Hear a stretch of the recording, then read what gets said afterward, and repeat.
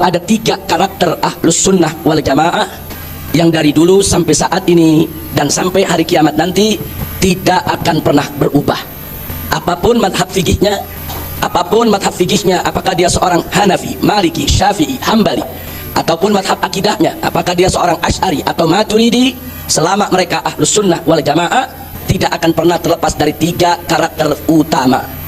Yang pertama, karakter Ahlus Sunnah wal Jamaah adalah hubbullah wa rasulihi, cinta kepada Allah dan Rasulnya. Yang kedua, karakter Ahlus Sunnah wal Jamaah adalah hubbul al wal ashab, cinta kepada keluarga Nabi Muhammad SAW dan juga cinta kepada seluruh sahabat Nabi tanpa terkecuali. Hubbul al wal ashab. Kemudian yang ketiga adalah hubbul ulama wal muslimin, cinta kepada para ulama dan cinta kepada kaum muslimin. Inilah 3 karakter Ahlus Sunnah wal Jamaah salafan wa khalafan, baik dari yang maupun yang sekarang, dan insya Allah ini akan tetap tidak akan pernah berubah sampai kita semua menghadap Allah Subhanahu wa ta'ala. Nah baik, mari kita gambarkan satu persatu karakter ini saudara, supaya kita lebih jauh mengenal siapa itu Ahlus Sunnah wal Jamaah. Yang pertama, Ahlus Sunnah wal Jamaah adalah kelompok umat Islam yang selalu hubbullah wa rasulih, pengertian cinta Allah kepada Rasulnya dalam makna mereka selalu siap berada di barisan terdepan untuk membela Allah dan Rasulnya.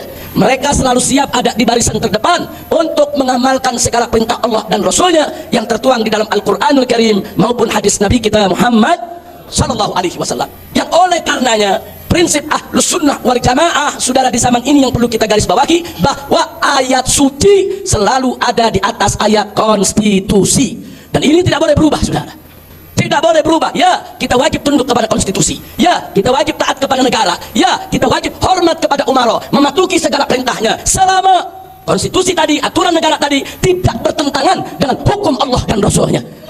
Dan manakala ada konstitusi, manakala ada perundang-undangan, manakala ada keputusan atau kebijakan dari umara yang manapun, mulai dari presiden yang di atas sampai RT yang di bawah saudara, kalau bertentangan dengan syariat Islam, bertentangan dengan hukum Allah dan Rasulnya, wajib untuk ditolak.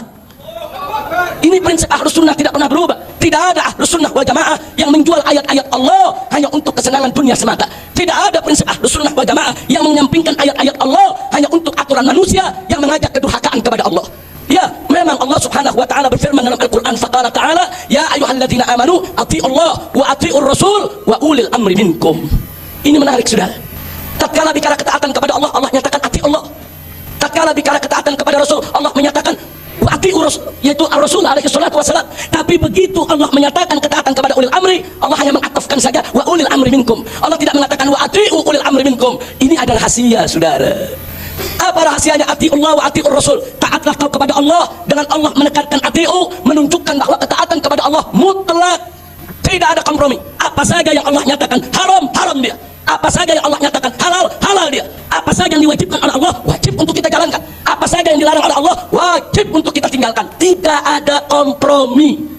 Hukum Allah mutlak, harus ditaati oleh seluruh orang-orang yang beriman. Kenapa taat kepada Allah mutlak? Karena Allah mustahil memerintahkan manusia untuk melakukan sesuatu yang bisa merusak dunia dan akhiratnya. Mustahil.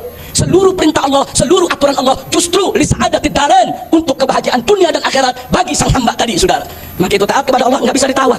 Maka itu kita lihat cerita Nabi Ibrahim alaihissalam bersama putranya Nabi Ismail alaihissalam saudara. Tatkala Allah perintahkan Nabi Ibrahim untuk menyembelih anaknya Ismail, itu perintah Allah, tidak boleh ditolak. Suka atau tidak suka saudara, senang atau tidak senang, sulit maupun tidak sulit, kalau sudah Allah yang memerintahkan, wajib untuk dilaksanakan.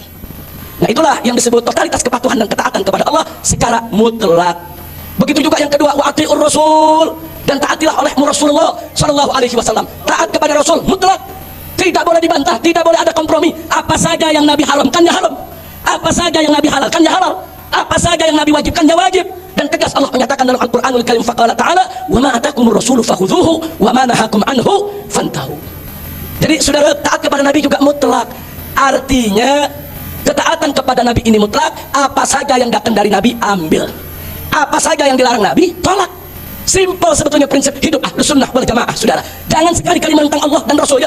Lalu kenapa taat kepada Rasulullah SAW menjadi mutlak? Sebab Nabi Muhammad SAW mustahil memerintahkan umatnya untuk melakukan sesuatu yang membahayakan dunia dan akhiratnya. Mustahil.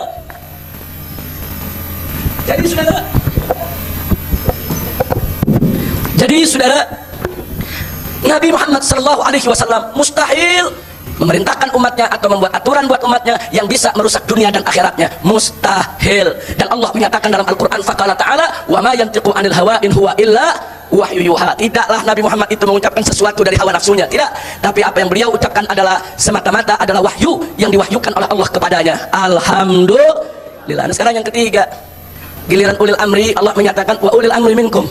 Diatofkan saja saudara. Allah tidak mengatakan wa ati'u ulil amri minkum. Ada rahasia apa? Para ahli tafsir menyebutkan memang taat kepada ulil amri, baik ditafsirkan ulil amri itu ulama atau ulil amri itu umara, saudara, memang wajib atas orang yang beriman. Tapi ketaatan kepada ulil amri, ketaatan kepada ulama, ketaatan kepada umara terikat dengan ketaatan kepada Allah dan Rasulnya. Dalam arti kata, selama si ulama, selama si umara mengajak kita kepada jalan yang diridhoi Allah dan Rasulnya, wajib untuk kita taati. Tapi manakala si ulama atau si umara mengajak kita kepada jalan yang dimurkai Allah, yang dilarang Allah dan Rasulnya, haram untuk kita ikuti mereka, saudara. Tegas Nabi bersabda dalam hadisnya, la ta'ata li makhluqin fi maksiatil khaliq, innama ta'atu fil ma'ruf. Tidak ada ketaatan untuk makhluk yang manapun dalam maksiat kepada al-khaliq, kepada Allah. Tidak boleh. Tidak boleh taat kepada makhluk yang manapun. Mau kepada Habib, mau kepada Kiai, mau kepada Gus, mau kepada Presiden, mau kepada Menteri, mau kepada Jenderal. Haram kita taat kepada mereka kalau mereka mengajak kita untuk durhaka kepada Allah Subhanahu wa Ta'ala. Ini adalah prinsip Ahlus Sunnah wal Jamaah, salafan wa khalafan, dan alhamdulillah tidak akan pernah berubah, saudara.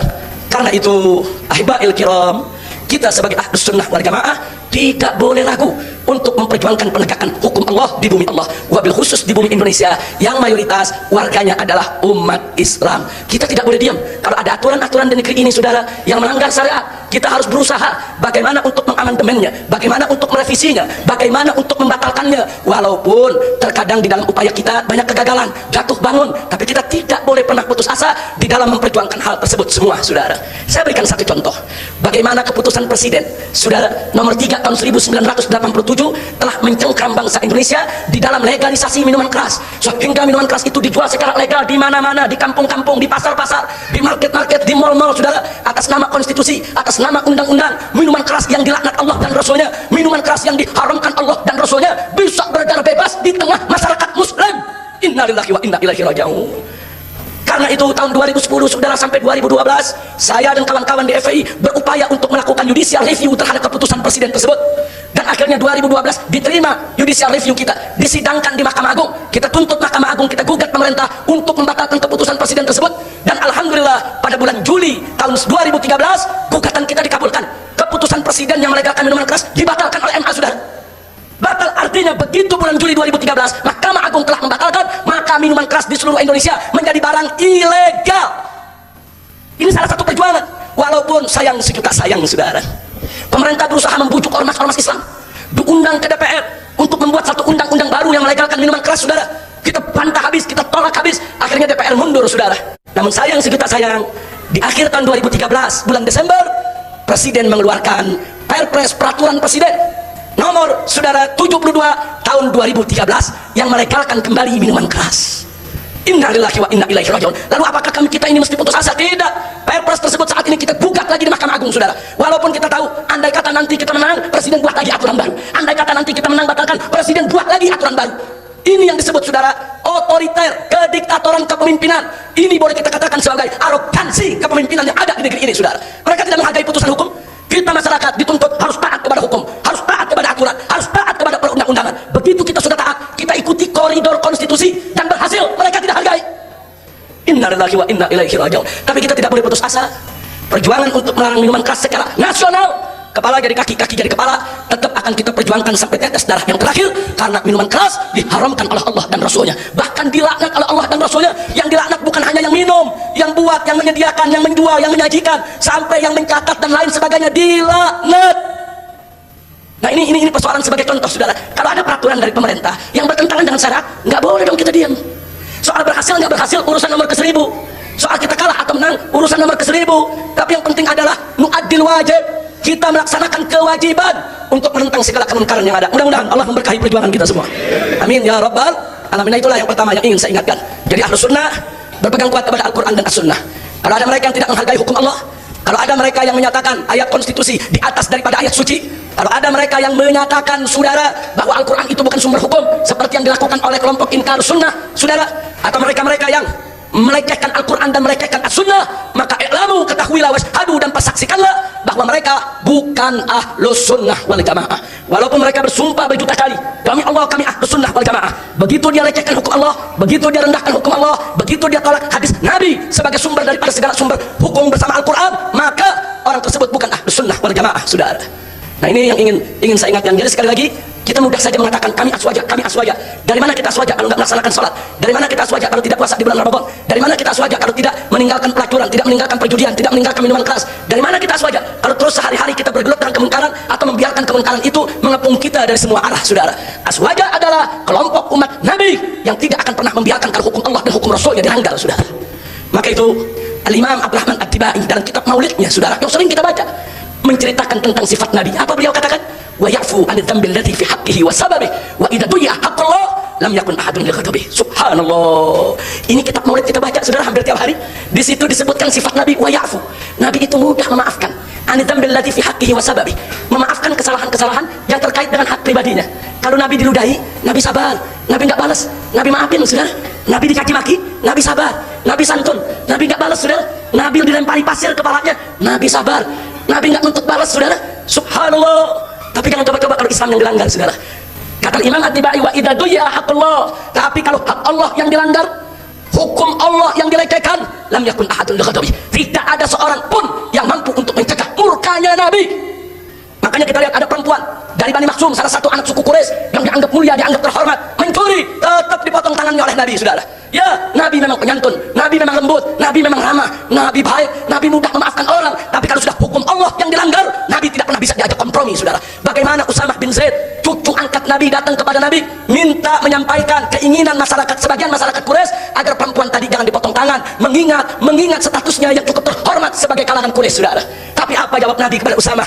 Tegas, saudara, waillallah, demi Allah, lau anna Fatimah binta Muhammadin sarakat, laqata'tu yadaha.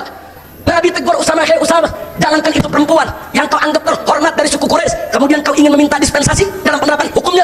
Waillallah, demi Allah, andai kata Fatimah binti Muhammad, andai kata Fatimah putri Muhammad, Fatimah putriku, jantung hatiku, kecintaanku, sayyidatun nisa'il alamin, pemimpin perempuan semesta alam, saudara, coba mencuri, laqata'tu yadaha, niscaya pasti aku potong tangannya. Subhanallah. Itu Nabi kita, saudara. Nabi lembut, iya, tapi Nabi tegas, saudara.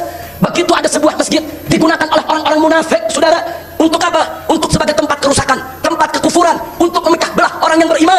Allah firmankan, saudara, dalam surat At-Taubah, faqala ta'ala walladzina ittakhadhu masjidan diraran wa kufran wa tafriqan bainal mu'minin. Allah kasih tahu Nabi, wahai Nabi, itu orang-orang munafik sudah menjadikan masjid sebagai tempat kerusakan, tempat kekufuran, tempat untuk memecah belah orang yang beriman. Kemudian Nabi kumpulkan sahabatnya. Apa kata Nabi? Idhabu ila hadzal masjid dzalimi ahlu.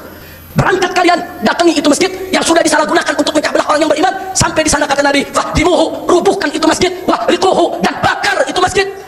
Subhanallah. Nabi kita tegas, saudara. Kalau pribadi dihina, Nabi diam.